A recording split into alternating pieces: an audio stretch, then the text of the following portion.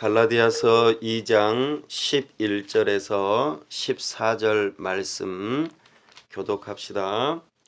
게바가 안디옥에 이르렀을 때에 책망받을 일이 있기로 내가 그를 대면하여 책망하였노라. 야고보에게서 온 어떤 일이 이르기 전에 게바가 이방인과 함께 먹다가 그들이 오매 그가 할례자들을 두려워하여 떠나 물러가매 남은 유대인들도 그와 같이 외식함으로 바나바도 그들의 외식에 유혹되었느니라. 그러므로 나는 그들이 복음의 진리를 따라 바르게 행하지 아니함을 보고 모든 자 앞에서 게바에게 이르되 내가 유대인으로서 이방인을 따르고 유대인답게 살지 아니하면서 어찌하여 억지로 이방인을 유대인답게 살게 하려느냐 하였노라. 아멘. 함께 기도합시다. 하나님 아버지 은혜와 사랑을 감사합니다. 이 시간 하나님의 말씀 듣기를 사모합니다. 세우신 설교자를 통하여 하나님의 말씀이 선포될 때에 하나님을 알게 하여 주시고 하나님의 하신 일들을 잘 알게 하여 주셔서 참으로 하나님을 믿는 믿음이 되게 하여 주시고 우리가 하나님을 뜨겁게 사랑할 수 있도록 도와주시며 우리의 의지를 하나님께 드려 하나님 앞에 헌신되어지는 시간이 될 수 있도록 은혜 베풀어 주시옵소서. 하나님 아버지, 이곳 갈매동에 주님의 몸된 교회를 세우도록 우리를 여기까지 인도하심을 감사합니다. 이곳에서 여러 영혼들을 만나는 가운데에 한 영혼 한 영혼 복음으로 세움을 입고 이곳에서 복음을 심음으로 이 도시 가운데에서 역동적으로 열매를 맺어 하나님께 영광이 되는 가운데 교회가 될 수 있도록 은혜 베풀어 주시옵소서. 하나님 아버지, 우리가 전도하고 또 성경 공부를 하고 여러 가지 모양으로 사람들과 만날 때에 우리 하나님께서 함께하여 주시고 우리가 그리스도인으로서 복음의 진리에 합당하게 행동하면서 하나님께 영광이 되어지게 하여 주시고 사람들의 마음의 문을 여는 일들이 있게 하여 주시고 참으로 한 영혼 한 영혼들을 진리 가운데로 인도하는 데에 우리가 쓰임받을 수 있도록 은혜 베풀어 주시옵소서. 하나님 아버지, 이 교회를 통하여 여러 가지 일들을 이루어 가실 때에 교회가 함께 성장할 때에 이 도시가 성장할 수 있도록 은혜를 주시되 온전히 복음이 심겨지고 복음으로 말미암아 한 영혼이 변화되어지고 가정이 변화되어지고 이 지역사회가 변화되어지는 역사가 있도록 은혜 베풀어 주시옵소서. 하나님 아버지, 이 땅 위에 주님의 몸된 교회가 든든하게 세워질 수 있도록 은혜를 도와주시고 교회가 세워지는 곳마다 하나님의 나라가 이루어지는 역사가 있도록 은혜를 더하여 주시옵소서. 이 땅 위에 세우신 위정자를 하나님께서 긍휼히 여겨주시고 하나님을 두려워하는 마음으로 법을 세우고 집행하고 이 나라를 다스릴 수 있도록 하나님께서 은혜를 더하여 주시옵소서. 하나님 아버지, 우리에게 평창 동계올림픽을 허락하시고 오늘 이제 폐막식에 이르도록 은혜를 주심을 감사합니다. 모든 일정들이 어려움 없이 잘 마무리될 수 있도록 도와주시고 끝까지 그곳에서 복음을 심고 섬기는 그 영혼들에게 함께해 주시고 이 땅 위에 찾아온 많은 심령들이 주의 복음을 듣고 돌아가는 역사가 있도록 은혜를 더하여 주시옵소서. 우리 하나님께서 은혜를 더하셔서 저 북녘 땅과 복음으로 평화롭게 통일되는 그날을 기대합니다. 하나님 아버지, 우리가 사람이 준비되어지고 물질이 준비되어져 우리 주님께서 북한의 문을 여시는 그날 우리가 주님의 복음을 들고 교회를 세우며 사랑스러운 어린이 센터를 세울 수 있도록 우리에게 은혜를 베풀어 주옵소서. 이 일을 위하여 함께 수고하고 섬기는 컴패션 사역이 함께 하시고 우리가 주님의 몸된 교회를 세워 나아갈 때에 어린 심령들을 주께로 돌아오게 하고 그 지역사회가 변화되어지는 역사가 있도록 우리가 잘 준비하도록 도와주시옵소서. 하나님 아버지, 또한 성경이 읽어진 해를 통하여서 성경을 보는 눈을 열고 성경을 읽어가는 일들이 있습니다. 우리 하나님께서 은혜를 주셔서 그 모임 가운데 함께 하시고 함으로 말씀을 읽어가는 가운데 부흥의 역사가 있도록 도와주시고 우리 하나님께서 함께하여 주시옵소서. 특별히 하나님 아버지, 이 땅 위에 여러 가지 이유들로 찾아온 외국인 위지민들이 있습니다. 그들을 섬기고자 기도하며 그들에게 복음을 전하고 함께 협력하는 제안 캄보디아 선교연합회에 함께 해주시고 이 일들 가운데서 수고하는 사역자들 함께 하셔서 저들이 지혜를 얻게 하시고 하나로 연합되어져서 주님의 몸된 교회를 세우고 영혼들을 구원하는 일에 함께 지혜롭게 잘 협력할 수 있도록 도와주시고 또한 이제 수련회가 3일 동안 펼쳐지게 될 터인데 오고 가는 발걸음들 지켜주시고 그 가운데에서 주님의 은혜를 사모할 때에 우리 하나님께서 함께 하시고 우리의 나아갈 방향들을 선하게 인도하여 주시옵소서. 하나님 아버지, 우리와 함께 하여 주시고 이 시간 은혜 주신 모든 것들을 감사하올 때에 특별히 아픈 영혼들을 위하여 기도합니다. 우리 하나님께서 치료의 광선을 바라시사 깨끗하게 치료하여 주시고 강건함으로 하나님께 영광을 돌릴 수 있도록 은혜를 더하여 주시옵소서. 시간 함께 하시고 은혜 주심을 감사하고 우리 주 예수 그리스도의 이름으로 기도하옵나이다. 아멘. 오늘은 복음의 진리를 따라 행하라 하는 제목으로 주의 말씀을 선포합니다. 복음의 진리를 따라 행하라. 사도 바울은 갈라디아서 1장과 2장을 통하여서 자신의 사도권을 분명하게 주장함과 더불어 자신이 하나님께로부터 부름받았고 뿐만 아니라 하나님의 복음을 증거하는 그 모습들로 사도권을 주장하고 있습니다. 지난 시간에는 사도 바울이 예루살렘 교회의 사도들을 통하여서 인정받고 있음을 함께 언급하였습니다.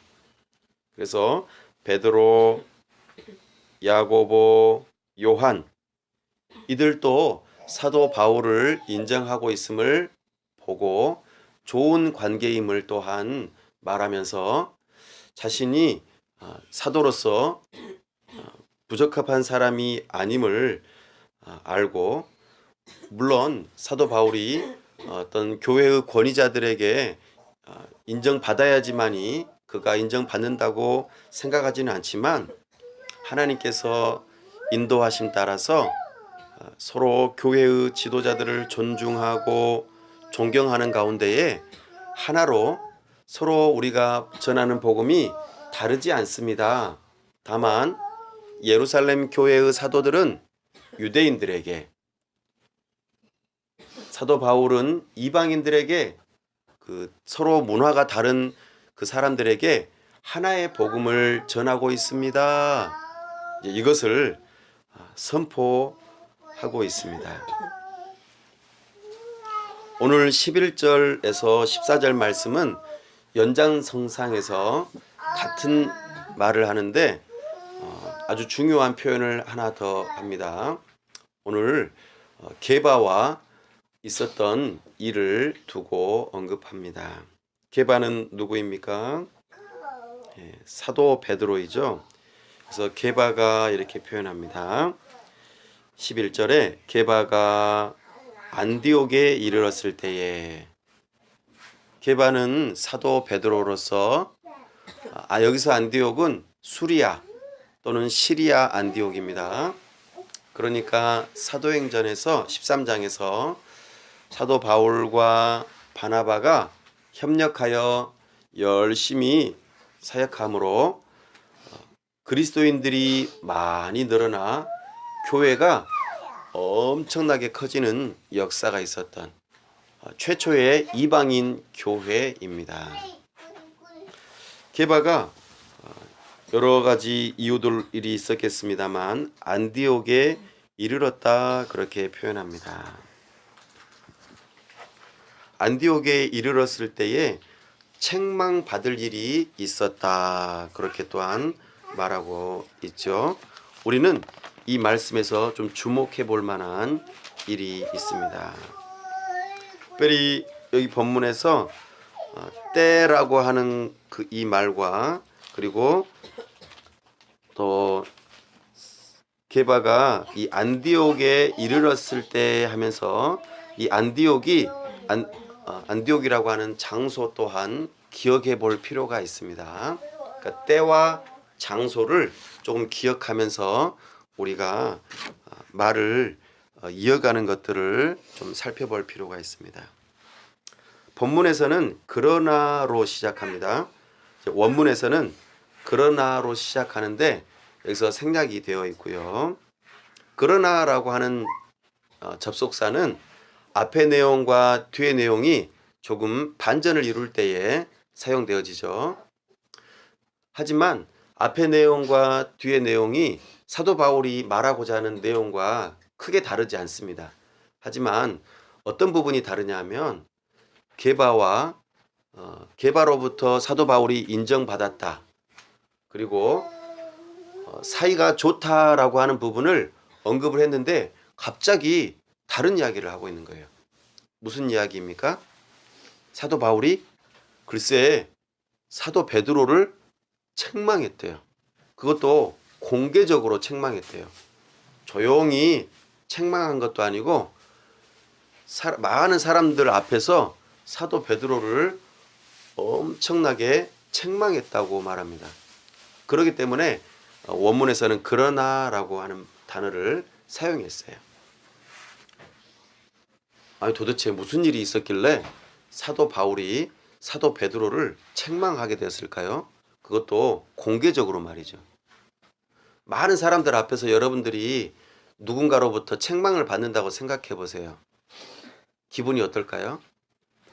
책망받는 것도 기분이 안 좋을 텐데 공개적으로 책망을 받는다면 그거는 정말 창피함에 고박이 몇을 더 하게 되는 일이 되겠죠. 사랑하는 여러분, 사도 바울이 오늘 사도 베드로를 책망하게 되는 때가 있었고 책망하는 곳이 있었다는 것을 우리는 기억해야 합니다. 그 이유를 바로 그 다음에 설명하고 있습니다. 12절과 13절에서 때와 장소라고 하는 그 부분을 분명하게 언급하고 있습니다. 사도 베드로는 이방인 최초의 교회 안디옥 교회에 가 있었습니다. 그런데 어떤 일을 행하고 있었습니까? 네, 이방인들과 함께 있었겠죠? 이방인 교회니까요. 그래서 이방인이라는 표현은 유대인이 아닌 사람들을 의미합니다. 사도 베드로는 유대인이었어요. 그리고 이방인들과 함께 뭘 했을까요? 예배도 하고 같이 먹기도 하고 같이 교제했겠죠? 그것이 그 때입니다. 12절 보면은 이방인과 함께 먹다가 그럽니다. 뭐 하기 전에요? 누군가가 이르기 전에, 그러니까 게바는 이방인들과 함께 밥도 같이 먹고 이방인들이 먹는 음식도 같이 먹으면서 지내고 있었어요. 뭐 할 때까지? 야고보에게서 온 어떤 이들이 오기 전까지. 이게 중요합니다. 게바는 그냥 이방인들과 그냥 같이 밥도 잘 먹고 교제도 잘했어요. 근데 언제까지요? 야고보 사도가 사람들을 이 안디옥 교회로 보내기 전까지는요. 잘 지냈습니다. 그런데 갑자기 어떻게 됐어요? 함께 먹다가 그들이 오매 그가 할례자들을 두려워하여 떠나 물러가매 그랬어요. 그래서 떠나 물러간다 이 표현은 식사하다가 갑자기 말고 그냥 나가버렸어요. 이게 도대체 어떻게 된 일이죠? 게바가 사도 베드로가 왜 이랬을까요? 지금 이 사도 베드로가 잘 지내다가 갑자기 태도가 바뀌어 버렸다 이 말입니다. 이것 때문에 지금 사도 바울이 지금 공개적으로 책망을 했어요. 아니, 밥 먹다가 나갈 수도 있지. 왜 그것 때문에 또 책망을 하죠? 이것을 좀 이해할 필요가 있습니다. 구약 시대에 레위기서에 보면은 정결법이라고 하는 게 있어요. 정결법.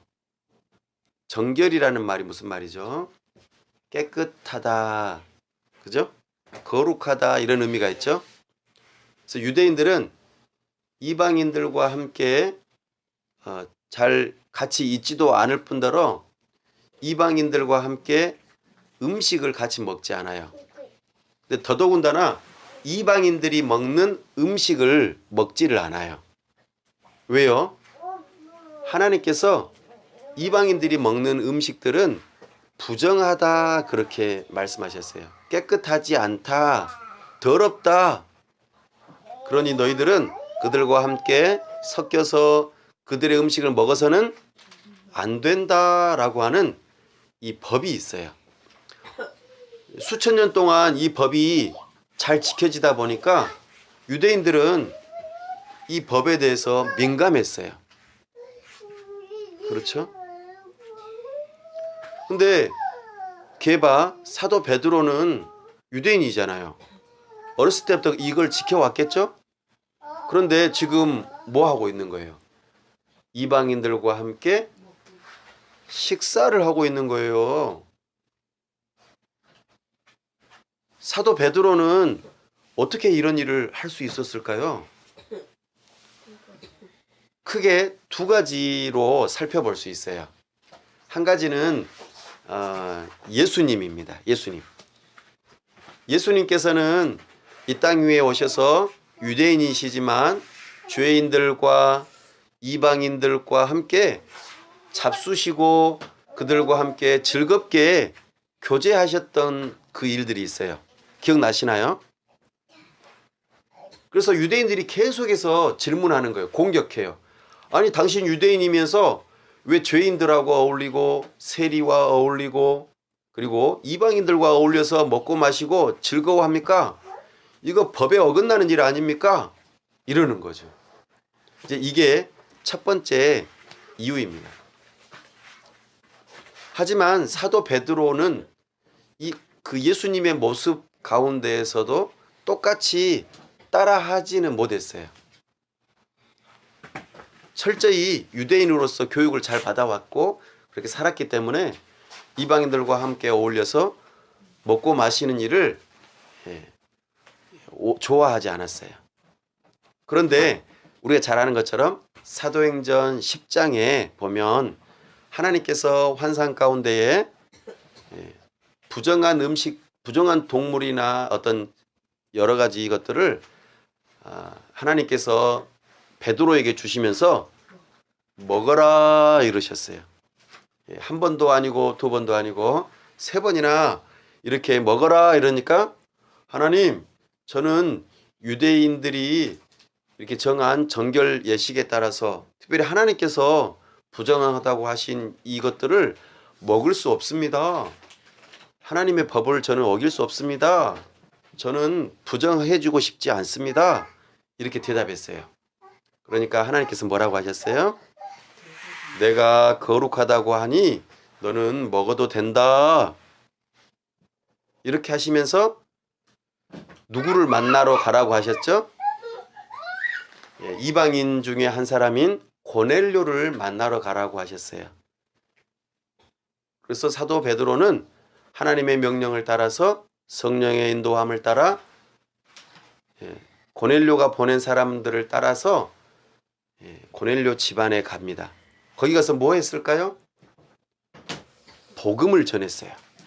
우리 주 예수 그리스도의 복음을 선포하고 그 고넬료 집안 사람 모두가 다 예수님을 믿게 되고 그 다음에 성령을 선물로 받아서 구원에 이르는 놀라운 역사가 일어났습니다.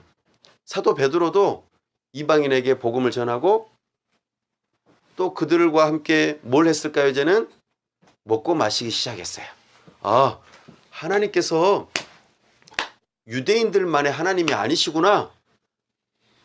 이 정결의식을 뛰어넘어야 되겠구나 라고 생각을 한 것이죠. 그래서 이제 교회의 핍박이 있고 사람들이 유대인들이 흩어지게 되고 그러는 가운데에 이제 게바도 이제 수리아 안디옥 교회가 형성이 되고 거기를 보고 싶어 했고 이제 방문했다는 것이죠. 그리고 그들이 예수님을 믿는 믿음을 듣고 같이 함께 예배하고 식사 교제했겠죠. 그러면서 함께 지냈던 것이죠. 어려움 없이 이제 이렇게 열린 마음을 가지고 이방인들과 함께 교제하고 있었어요. 식사 교제도 하고 이방인들이 먹는 음식도 같이 먹어보고 이거 처음 먹어보는 건데 맛있네요 하면서 맛있게 먹고 있었다라는 것이죠. 뭐 할 때까지? 누가 올 때까지? 야고보가 예루살렘 교회에서 사람들을 보내서 수리아 안디옥 교회를 보고 오라고 그렇게 지금 말하기 전까지 그렇게 지금 잘 지냈습니다. 이게 때예요. 그래서 때를 중요해요. 근데 갑자기 사도 베드로가 돌변합니다. 그리고는 여기 이방인 교회 지도자들하고 같이 식사를 하는데 갑자기 일어나가지고 나가버리네. 나 당신들하고 이제 교제 안 해요 하고 나가버리네요. 이것을 사도 바울이 보고는 깜짝 놀란 거예요.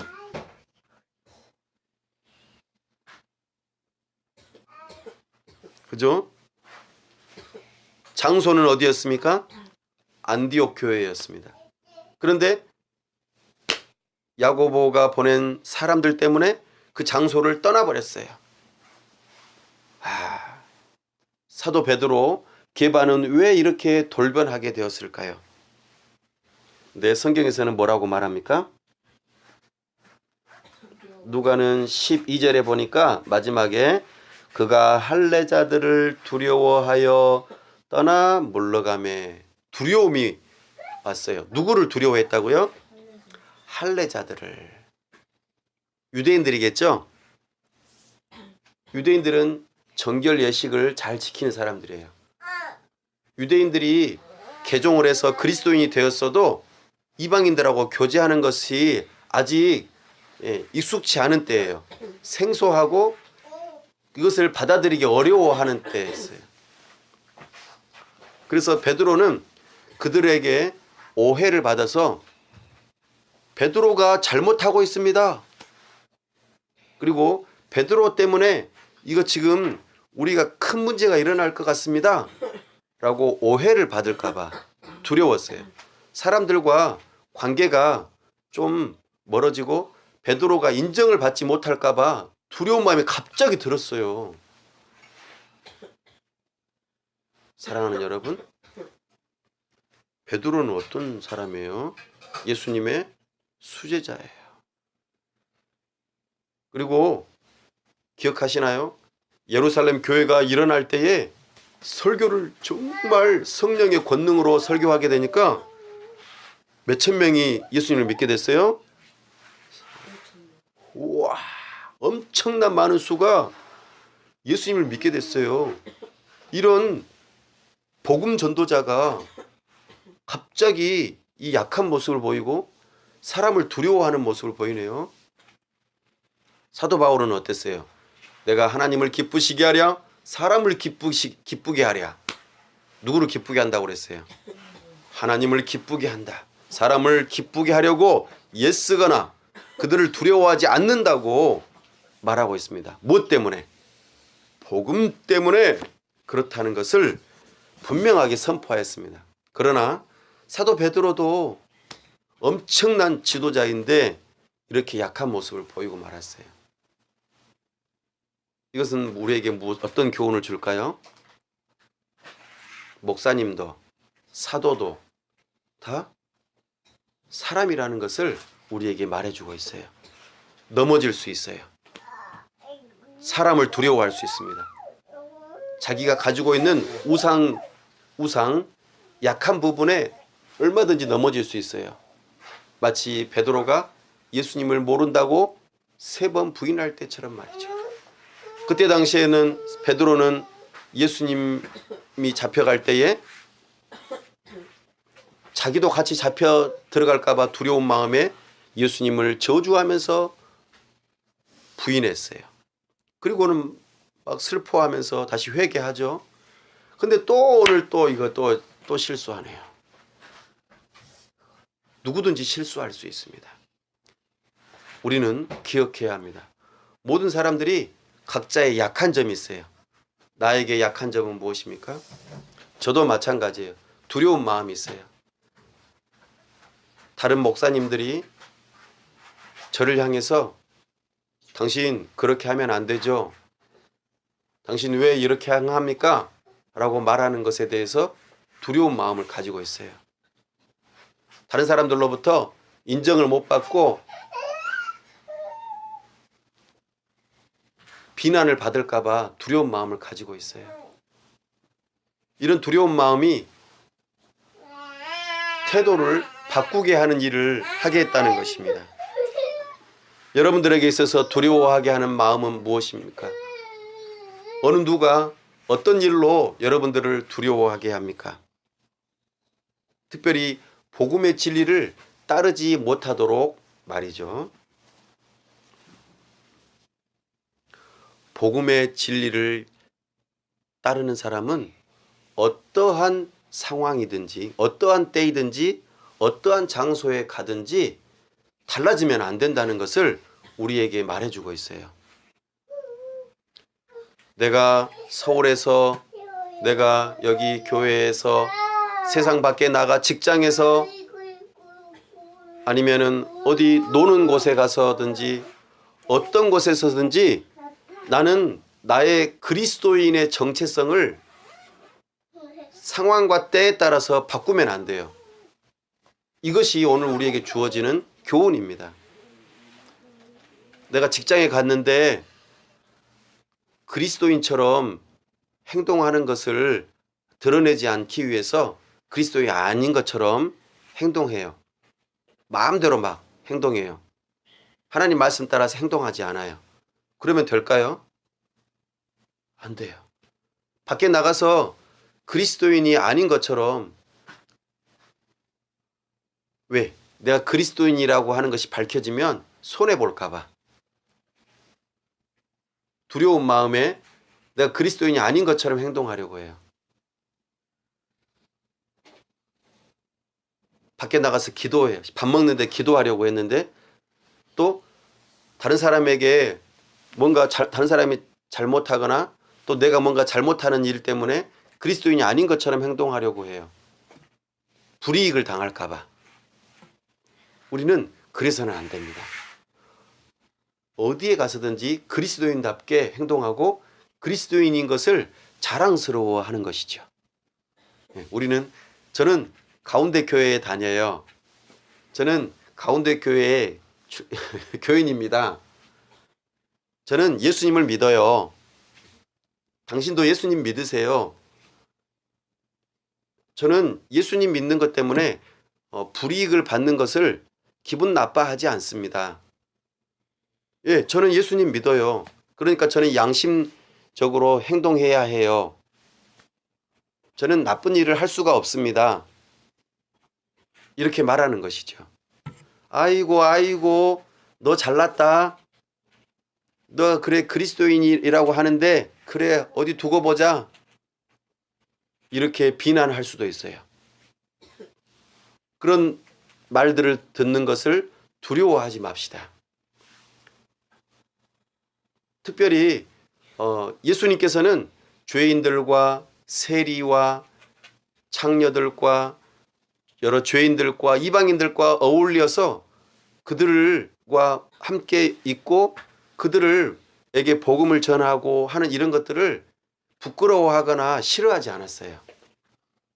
혹시 여러분들이 외국인들과 함께 뭐 어떤 일들을 행하거나 그들을 도와주거나 그들과 함께 친하게 지내거나 하는 것들을 부끄러워하십니까? 아니면 몸이 불편해서 장애를 가지고 있는 사람들과 함께 지나가거나 함께 무슨 일을 행하거나 그럴 때에 여러분들은 어떻습니까? 부끄러운 마음이 혹시 드십니까? 그러지 말자는 거예요, 지금. 복음의 진리를 믿고 따라가는 사람들은 그럴 필요가 없는 거예요. 그런데 사도 베드로는 자기가 유대인이었는데 이방인과 함께 먹는 거, 정결 예식법을 어긴 것이 이제 유대인들에게 보여지고 그것으로 인해서 꼬투리 잡혀서 비난받을까 두려운 마음이 번쩍 순간 들었어요. 자기 자신이 하나님으로부터 은혜를 받고 또 이방인과 교제하고 그들에게 복음을 전하는 것이 하나님의 뜻이라는 것을 순간적으로 잊어버리고 그렇게 살았던 것이죠. 이것에 대해서 사도 바울은 그냥 넘어가지 않았습니다. 이것이 아주 중요합니다. 왜요? 복음의 진리를 따라가는 사람이 다른 모습을 보이게 될 때에 어떤 일이 일어나냐면 그 다음 절 13절 한번 읽어볼까요? 시작. 남은 유대인들도 그와 같이 외식함으로 바나바도 그들의 외식에 유혹되었느니라. 아멘. 영향력이라고 하는 말이 있어요. 영향력. 혹시 기억나시나요? 여기에서 가스레인지에서 물을 끓여요. 그죠? 그러면은 물이 점점 끓어오르면서 공기에 무엇이 유입이 됩니까? 따뜻한 수증기가 들어가잖아요. 그러면은 따뜻한 공기가 차가운 공기가 있는 쪽으로 대류 현상을 통해서 이동을 하면서 방 안에 공기가 따뜻해지죠? 이걸 영향력이라고 그래요. 근데 특별히 지도자는 영향력이 있어요. 아주 큰 영향력이 있습니다. 그래서 우리는 지도자라고 하는 사람은 굉장히 중요해요. 한 나라의 대통령, 교회의 목사, 가정의 아빠, 가장, 학교의 선생님, 이 지도자는 매우 중요해요. 그의 영향력이 다른 사람들에게 한꺼번에 많이 미치기 때문이에요. 물론 내가 그런 위치에 있지 않더라도 나도 다른 사람들에게 영향력을 미칠 수 있어요. 특별히 사도 베드로는 중요한 사람입니다. 그렇죠? 사도 베드로가 어떻게 했느냐에 따라서 다른 사람들도 영향을 받을 수 있다는 것을 13절에서 분명하게 보여주고 있어요. 한 사람이 감기가 걸렸어요. 그러면 어떻게 돼요? 다른 사람도 다 감기가 걸리게 돼요. 그죠? 영향력이 아주 커요. 그러니까 입을 가려야 돼요. 조금 격리가 돼 있어야 돼요. 그래야지 빨리 나을 수가 있어요. 사랑하는 여러분, 오늘 사도 베드로의 이 외식이란 말이 무슨 뜻일까요? 밖에 나가서 밥 먹는 것이 외식이 아니고 겉과 속이 다르다. 교회에서 하는 모습하고 밖에 나가서 하는 모습하고 다르다. 우리끼리 있을 때는 잘하다가 다른 사람 만나면 안 하고 이러는 모습들은 아니라는 것이죠. 사도 바울은 이걸 지금 말하는 겁니다. 그 전에는 유대인들이 여러분 사도 바울이 전한 복음은 부족합니다. 사도 바울이 전한 복음에서 부족한 것이 한 가지가 있는데 여러분들이 예수님을 믿고 난 다음에 예수님도 유대인이니까 여러분들도 할례를 받아야 됩니다. 유대인처럼 말이죠. 그리고 정결 예식법을 따라야 합니다. 절기도 지켜야 합니다. 그렇지 않으면 여러분들의 그 구원은 부족합니다. 사랑하는 여러분, 여러분들은 예수님을 믿을 뿐만 아니라 유대인들의 그 전통을 다 따라야 합니다. 이렇게 말하는 것이었거든요. 근데 앞선 절에서는 할례 부분을 언급했어요. 할례. 너희가 할례를 받아야지 구원을 받는 거야. 이랬는데 오늘 사도 베드로는 말은 안 했지만 그의 행동으로 유대인들의 정결 예식법을 따라야지만이 구원을 받습니다라고 말한 것과 같은 행동을 해버린 거예요. 그러니까 사도 바울이 여기서 그냥 묵인하고 묵인 기억나십니까? 묵인 아무 말 하지 않고 인정하고 넘어가는 것이죠. 그리고 나중에 조용히 말을 해야겠다 이렇게 하면은 안 된다고 판단했어요. 왜냐하면은 이거를 공개적으로 말을 하지 않으면 모두가 다 영향을 받기 때문이에요. 사도 베드로의 영향력은 이렇게 엄청났습니다. 그래서 사도 바울은 자기 자신이 화가 났거나 아니면 내가 베드로보다 우월하다라는 그런 것을 증명해 보이기 위해서 공개적으로 책망한 게 아닙니다. 복음의 진리가 왜곡되어지고 잘못되는 것을 바로잡기 위해서 즉시로 하지 않으면 안 되었기 때문에 그랬어요. 이 일로 인해서 사도 바울과 사도 베드로가 서로 싸우고 헤어졌을까요? 아닙니다. 앞절에서도 말씀드렸던 바와 같이 사도 바울은 사도 베드로에게 인정을 받았다고 말하고 사이가 나쁘지 않다고 이미 말을 해놨어요. 그래서 이 부분을 사도 베드로의 약한 부분을 언급하면서까지 이 부분을 강력하게 말하는 이유는 사도 바울이 사도가 아닌 것이 아니고 바울은 사도일 뿐만 아니라 자신이 전한 복음이 결코 다르지 않다라는 것을 강조하고 싶어서 이 부분을 언급합니다. 그래서 유대인의 정결 예식을 따르지 않으면 구원을 못 받습니다. 복음의 진리에서 멀어집니다. 이렇게 행동으로 말하고 있는 베드로를 공개적으로 책망하고 있는 거예요. 복음의 진리는 유대인의 정결 예식을 따를 필요가 없다는 것을 강조하고 싶어 하는 것입니다. 사랑하는 여러분, 여러분이 죄를 짓거나 착한 일을 하거나 어떤 일을 하든지 다른 사람에게 영향력이 미쳐지게 되어 있습니다. 내가 하는 행동이 어떠하느냐에 따라서 다른 사람들에게 영향력이 미쳐진다는 것을 우리는 기억해야 합니다. 그러니 사도 바울은 베드로를 책망하면서 공동체, 교회를 위해서 잘못된 것을 빨리 바로 잡을 필요가 있었습니다. 그래서 우리는 교회 안에서 죄악되고 잘못된 것이 있다면 재빨리 바로 잡을 필요가 있어요. 목사님도 잘못할 수 있겠죠? 교회 안에서 그럴 수 있습니다. 또 가정 안에서도 그럴 수 있어요. 가정의 가장이 잘못할 수도 있어요. 그럴 때에는 올바르게 서로가 견책하면서 바로 잡아줄 필요가 있습니다. 잘하는 것은 어떻게 해야 될까요? 칭찬해 줘야 돼요. 잘하는 것을 칭찬하면 어때요? 더 잘하고 싶을 거 아니에요. 그죠?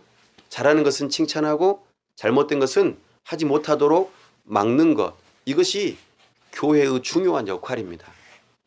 사랑하는 여러분, 오늘 우리는 13절 말씀을 통하여서 서로가 우리는 그 죄의 영향력 또 선한 일의 영향력이 크다는 것을 기억하고 복음의 진리를 따르지 않고 외식되게 행동하는 이런 모습들을 경계하고 올바로 잡을 필요가 있다. 특별히 사람을 두려워하는 이 모습에서 벗어날 필요가 있다는 것을 우리는 기억해야 합니다. 그래서 사도 바울이 14절 말씀에 그러므로 이렇게 표현합니다. 그러므로 이제 정리하는 것이죠. 정결 예식법을 따라서 그렇게 살아가는 것, 이것이 복음과 아무런 상관이 없다는 것을 분명하게 말해주고 있어요. 또 오늘날 교회, 우리 한국 교회도 그렇지만 그 유대인들을 따르려고 하는 유행이 있습니다. 유대인들이 노벨상도 많이 받고, 또 유대인들이 지혜로운 탈무드를 가지고 있어서 그들이 행동하는 여러 가지 전통들이 있는데 그것을 좋게 여기고 교육에 적용하기도 하고 교회에 들여와 가지고 그 예식을 하도록 그렇게 하는 유행들이 있어요. 이것은 좋은 모습이 아닙니다. 예를 들면 교회에서 유대인들이 사용하는 정결 예식, 손을 씻는 것, 물로 손을 씻는 것이라든지, 또 먹는 음식을 채소만 먹는다든지 돼지고기는 안 먹는다든지, 이런 예식들이 있어요. 또 우리는 유월절을 지켜야 되고 또 안식일을 지켜야 되고, 이런 유대인들의 전통들이 있어요. 이것을 교회 안에 스물스물 가지고 들어와 가지고 마치 우리가 성경적으로 잘하고 있는 것처럼 그렇게 유도하는 사람들이 있습니다. 이것은 잘못된 거예요. 왜냐하면 예수 그리스도의 보혈, 우리의 죄를 깨끗하게 씻을 수 있는 유일한 길은 예수 그리스도의 보혈밖에 없어요. 우리가 유대인들의 전통을 따라 행동한다고 해서 거룩해지는 것이 아닙니다. 만약에 그렇게 된다고 생각한다면 예수 그리스도의 보혈, 그 십자가를 모욕하는 것이라고 히브리서 기자는 말하고 있습니다. 예수님의 피만으로는 부족합니다. 물로 손을 씻고 여러 가지 정결하게 하는 예식, 우리가 먹는 음식 가리고 절기를 지키고, 이런 것들, 돼지고기 안 먹고 채소를 먹어야 되고, 이런 것들을 잘 지켜야지만이 우리가 그리스도인답게 살 수 있습니다라고 말을 한다면 이것은 예수 그리스도의 보혈을 욕하는 것이에요. 십자가를 부정하는 것입니다. 이것을 히브리서 기자가 말하고 있어요. 사랑하는 여러분, 우리가 거룩해지는 것은 예수 그리스도의 보혈뿐입니다. 예수 그리스도의 보혈만이 우리를 거룩하게 합니다. 예수 그리스도의 의만이 우리를 의롭게 합니다. 이것을 믿는 믿음을 가질 때에 하나님께서 우리를 깨끗하다, 거룩하다, 의롭다고 인정해 주십니다. 사랑하는 여러분, 이것을 기억하시기 바랍니다. 그러면 목사님, 구약은 필요 없겠네요. 레위기 굳이 꼭 읽을 필요도 없을 거 아니에요. 이제 옛날 이야기니까 지킬 필요가 없으니까. 아닙니다. 구약의 레위기에서 말하는 제사법이나 정결 예식이나 또 여러 가지 절기들은 예수님께서 앞으로 오셔서 행하실 그 모든 일들의 예고편이었어요. 그렇기 때문에 그 예고편을 다 완성하신 예수님 때문에 그것을 문자 그대로 지킬 필요는 없습니다.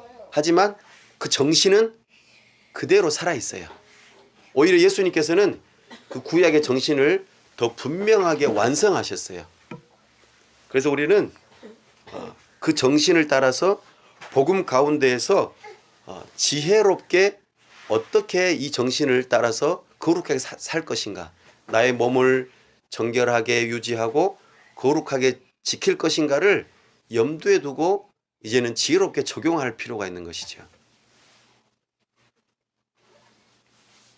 사랑하는 여러분, 오늘 우리는 사도 바울이 베드로를 책망하는 일을 통하여서 우리는 복음의 진리를 따라서 행동해야 합니다. 이때 저때 장소에 따라서 다르게 행동하는 것이 아니라 어느 곳에서든지 언제이든지 그리스도인답게 복음의 진리를 따라서 예수 그리스도의 보혈과 의를 붙들고 믿는 믿음으로 올바르게 행동해야 합니다. 예수 그리스도만으로 우리는 충분합니다. 이것을 꽉 붙들고 살아가라고 오늘 교훈하고 있습니다. 14절 말씀. 나는 그들이 복음의 진리를 따라 바르게 행하지 아니함을 보고 모든 자 앞에서 게바에게 이렇게 책망했다 말합니다. 아니, 사도 베드로님, 당신도 이제는 유대인처럼 살지 않지 않습니까? 이방인들과 같이 섞여서 그들이 먹는 음식을 먹었지 않습니까? 이제 당신은 유대인처럼 살지 않는데 왜 이제 이방인들을 향하여서 유대인처럼 살라고 당신이 그렇게 거짓되게 행동을 하십니까? 이렇게 책망을 했다는 거예요. 회개하십시오. 돌이키십시오. 위선적으로 행동하지 마십시오. 지금 이렇게 책망했다는 거예요. 사도 베드로는 이 일에 대하여 부끄럽게 여기고 회개하고 돌이킵니다. 복음의 진리를 따라 행동하지 않음에 대해서 돌이킵니다. 그리고 복음의 진리를 따라서 살아갑니다. 사도 바울과 사도 베드로의 전한 복음이 전혀 다르지 않았고 또 한 가지로 행동해야 한다는 것을 많은 사람들 앞에서 보여준 행동이 바로 회개의 모습입니다. 지도자라고 잘못하지 않으리라는 법이 없죠. 잘못했을 때는 인정을 하고 어떻게 해야 됩니까? 회개해야 돼요. 그러면은 복음의 진리가 훼손되지 않습니다. 그리고 내가 복음의 진리를 따라서 행동하는 것이 맞습니다. 복음은 잘못되지 않았습니다. 제가 잘못되었습니다. 저도 이 복음의 진리를 따라 살겠습니다. 이렇게 하는 것이 진정한 지도자의 모습입니다. 사랑하는 여러분, 오늘 이 말씀을 붙들고 나는 그리스도인으로서 언제 어디서든지 복음의 진리를 믿는 믿음을 따라서 한 가지로 행동하는 그 삶을 살아갈 수 있기를 바랍니다. 또한 예수님을 믿지 않는 사람들, 복음의 진리를 모르는 사람들이 이렇게 사도 베드로처럼 엉터리로 행동하는 모습을 보고 실망할 때에 우리는 어떻게 해야 될까요? 회개해야 합니다. 혹시라도 내가 그런 모습을 보였다면 돌이켜야 합니다. 그리고 나의 잘못을 인정하고 예수님을 믿지 않는 사람들이 나의 모습을 보고 복음이라는 것은 저런 것이구나 보고 주께로 인도함을 받을 수 있도록 힘쓰고 애써야 할 것입니다. 복음은 한 가지입니다. 우리가 죄를 씻고 거룩해지는 유일한 길은 예수 그리스도의 보혈뿐입니다. 이것을 믿는 믿음을 가질 때에 우리는 우리의 죄를 씻을 수 있고 의롭게 될 수 있는 것입니다. 이것을 믿는 믿음을 가지시기를 간절히 바랍니다. 기도하겠습니다. 하나님 아버지, 은혜와 사랑을 감사합니다. 오늘 사도 베드로의 책망받음을 통하여 어느 누구든지 다 실수할 수 있고 잘못할 수 있다는 것을 알게 되었습니다. 이 모든 것들이 교회에 영향력을 미친다는 것 또한 알게 되었습니다. 그러므로 우리는 복음의 진리를 따라 올바르게 바로잡을 필요가 있으며 잘하는 일은 칭찬하고 복음의 진리를 거스르는 일은 견책하면서 우리가 교회로 하나로 살아가야 함을 알게 됩니다. 이 믿음을 따라서 교회가 복음의 진리를 따라서 올바르게 행동할 수 있도록 도와주옵소서. 뿐만 아니라 우리가 세상 가운데서 복음의 진리를 따라서 행동할 때에 비난받거나 어려움 받는 것을 두려워하지 않게 도와주시고 오히려 그것으로 인하여 기뻐하게 하여 주시고 참으로 예수 그리스도를 아직 알지 못하고 믿지 않는 사람들에게 도전이 되어지게 도와주시고 참으로 우리 주님께서 기뻐하시는 그리스도인들이 다 될 수 있도록 도와주시옵소서. 우리 하나님께서 이번 한 주간 동안도 함께하여 주시고 내가 어디서 무엇을 하든지 참으로 어느 때든지 우리가 그리스도인답게 행동하고자 힘쓰고 애쓰는 하나님의 사람들 다 될 수 있도록 도와주시옵소서. 우리 주 예수 그리스도의 이름으로 기도하옵나이다. 아멘.